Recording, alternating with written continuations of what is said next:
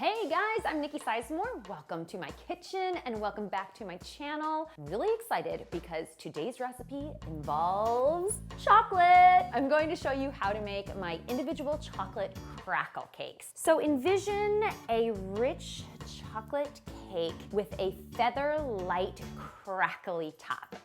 That is what we're making. I like to describe these chocolate crackle cakes as the love child between a brownie, a flourless chocolate cake, and a cupcake. So we're going to bake the batter in cupcake tins, and you guys, this batter is so simple. Does not have a lot of ingredients. You probably already have everything you need at home. And we're going to use almond flour instead of all-purpose flour.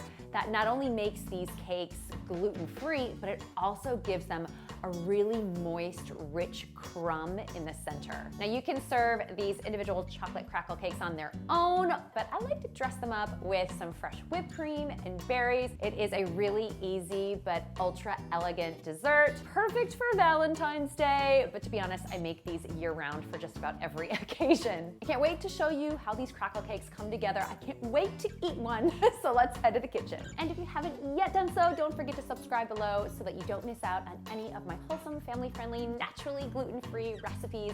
Also, if you click that little notification bell, you'll be notified every time I post a new video.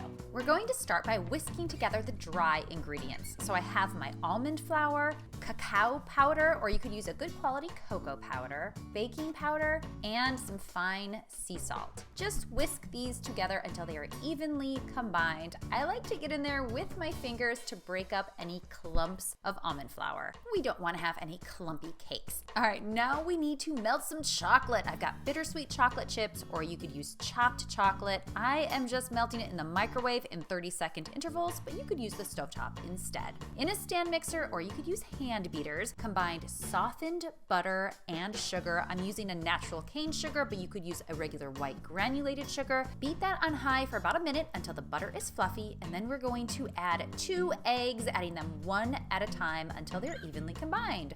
Pour in some vanilla extract, and then we're going to drizzle in that melted chocolate. Oh baby. All right, we're almost done with this batter. I'm just going to scrape down the sides and then add that dry mix that we made earlier.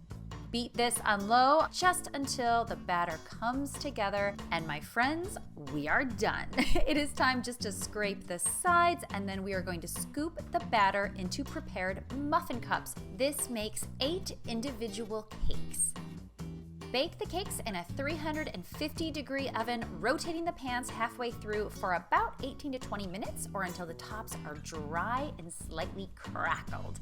You want to let the cakes cool in the pan for about 10 minutes and then transfer them to a cooling rack and let them cool completely. As they cool, the tops will slump, but that's part of their beauty because the insides are going to be dense and fudgy, and that top layer is going to be light and crispy. Now you can serve these on their own, but I like to dress them up with some whipped cream and fresh berries.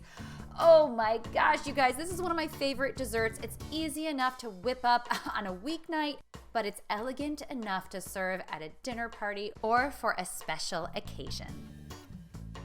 Thank you guys so much for tuning in. I hope you like these chocolate crackle cakes. You don't have to share if you don't want to. I've included a link below to the full recipe. I've also included a link to my website where you can find a ton of other gluten-free, easy desserts and other recipes as well. Don't forget to hit that subscribe button. Thank you so much for watching, and I'll see you next time.